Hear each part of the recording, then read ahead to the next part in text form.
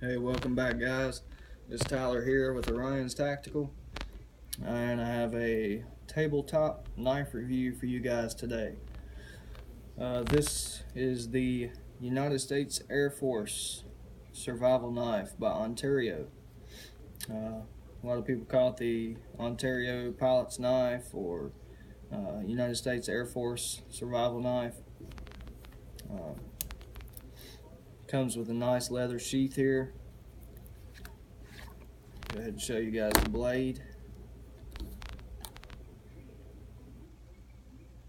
The cutting edge on this one is, I think, 5.5, and the overall length is about 9 inches.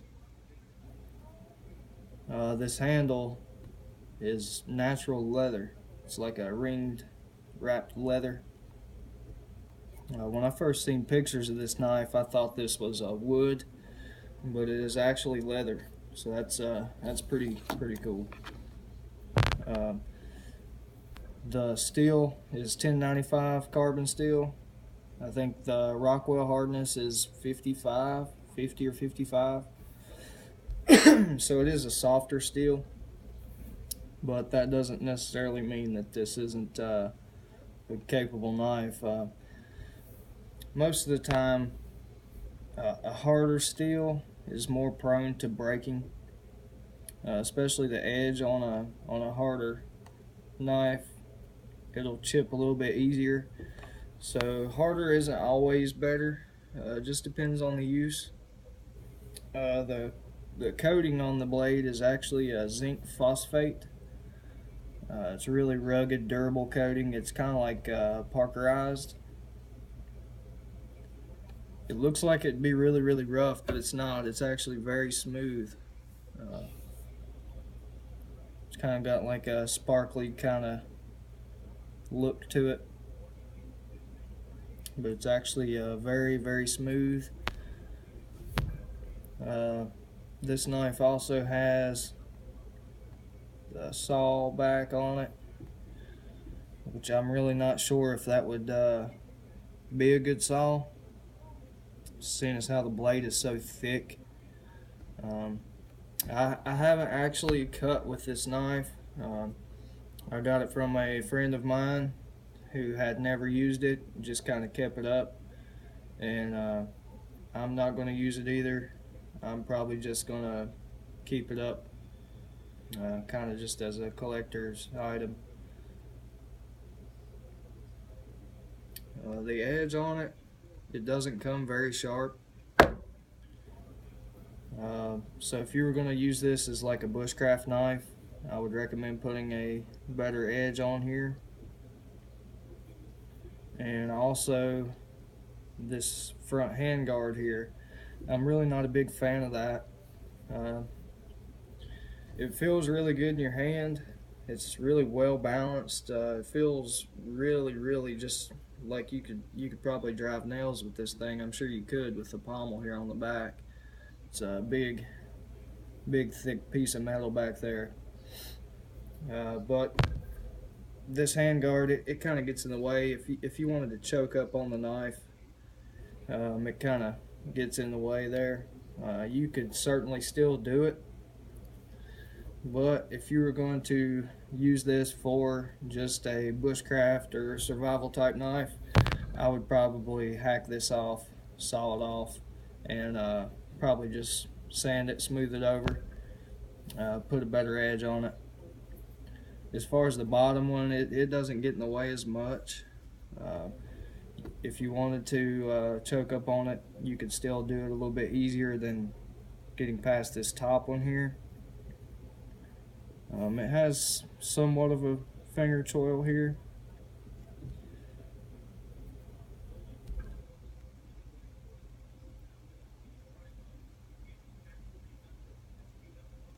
But yeah, this is a really cool knife. This is the first one that I've owned personally. But from what I've heard, these things really they can take a beating. Um, they're military issues, so I do know that people have used these, made it through their deployment, and the knife has performed just fine. As far as that saw goes. I think its main purpose may have been for cutting through sheet metal or aircraft aluminum for a downed pilot, whether it be a plane, helicopter.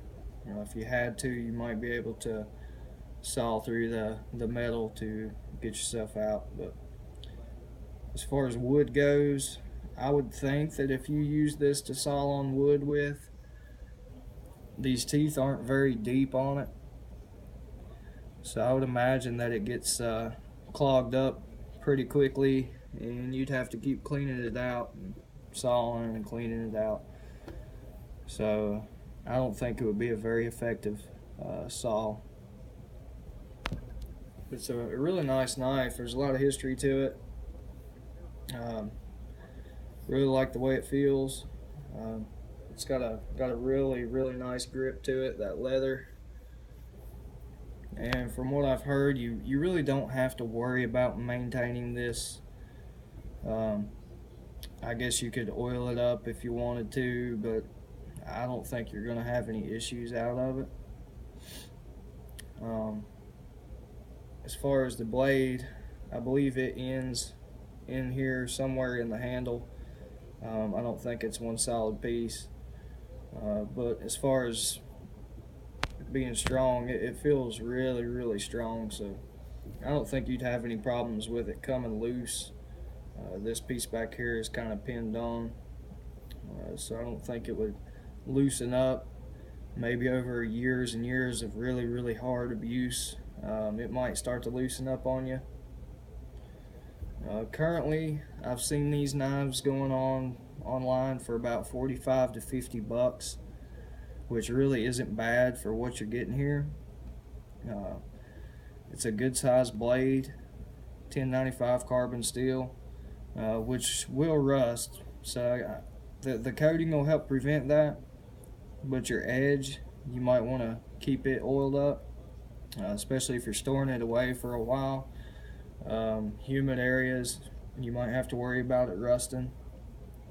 But 1095 I really like because it's a softer steel, and it's easier to maintain and keep an edge. It'll flex a little bit, so you won't have to worry about it breaking or breaking your tip off. A lot of big name knife manufacturers like U.S.A.F, they use 1095 carbon steel with their Rowan heat treatment, which is really durable. I love my U.S.A.F knives. But this knife here, man, it's really good for what you're paying. So if you don't have the money, like $100 to go and spend and get that really top-notch survival type knife, you could go out and get you one of these. Put you a good edge on it. If this bothers you, just saw that thing off of there, then you'll have your flat top, so you can really get a good choke up on it for a little more fine detail work. This blade is plenty capable of batoning. If you wanted to split through some big logs, I'm sure you'd have no problem at all with this. These two holes here, I think that was mainly for cordage, so you could lash this and make a spear with it. I don't think that's going to help you out any more than just simply wrapping it. You're probably going to use the same amount of cordage with these holes as you would without them, so I'm just not a fan of this. But I'm not going to do anything to it. I'm just going to keep it this way. Maybe if I get another one in the future, I'll do some modifications to this. One being cutting this here off, and maybe the bottom one too. I'm not sure. The bottom one, it really won't bother me as much as the top, but I think if those were taken off, this would be a much more capable knife. The sheath that comes with it, it's a really nice leather sheath. You got your belt loop here, so you can run it through your belt. The top has a pocket with a stone in it. It's a really nice stone. I think it's the same grit on both sides. good sized stone. If you wanted to, you could take the stone out, like after you put you a good edge on there. And if you're just gonna carry this for like a bushcraft knife, you could just put you a ferro rod, or whatever you want to do. You could keep the stone here, and then you could add a little loop of leather on the side to put a ferro rod down in. It's got this steel, or I think it's some kind of steel, like a spring steel backing, which has been riveted. So it's a really solid construction. This thing's probably never going to fall apart on you. But that steel, it comes and it wraps all the way around the front. So when you have your knife in there and something were to happen, you were to fall, you won't have to worry about jabbing yourself in the leg, or the knife coming through on you and jabbing you. The clip here, I really like this because it rotates around, so you can buckle it this way or you can buckle it this way. So if you were carrying this and you were walking through like some thick brush, you wouldn't have to worry about that brush coming through and, you know, unclipping this and unsecuring your knife. So you can clip that this way, or if you were doing like a cross draw, you could clip it the other way. That way, when you're walking through heavy brush, it will not snag up on you. So I like that. That's pretty cool. But yeah, guys, that's about all I got for you on this knife. Like I said, I have not used it. I don't intend to. It's kind of just a tabletop review. I wanted to give you guys a look at it, a little bit of information on it. Really good price for what you're getting. So if you do not have the money to afford one of the higher quality knives, I'm not saying that this one isn't a good quality knife, but there are some better options. But this one would definitely serve you well. Good steel, nice handle on it, really thick blade. Wouldn't have to worry about it snapping on you. You could probably beat the crap out of this thing and it'll just keep on going. So yeah, it's the Ontario United States Air Force Pilot Survival Knife. Give you guys another look at it here.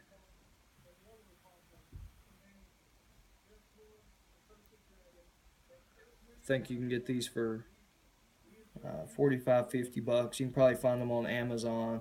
I think Walmart might even carry these. You just have to look maybe online, or your local Walmart might even carry this. So that's pretty cool. It is military issue.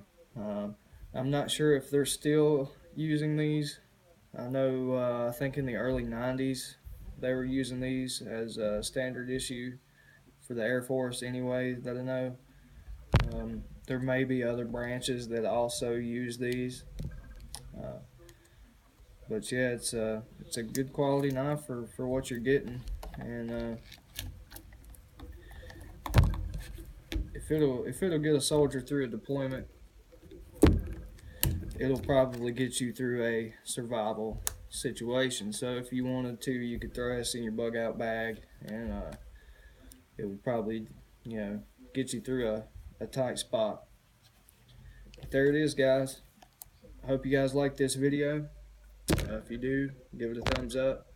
If you haven't subscribed to my channel yet, please do so. I'll have some more videos coming up soon. I got another knife review coming. A few more things I won't mention. You'll just have to keep your eyes open for that. But yeah, that's all I got for you guys. So I'll catch you next time.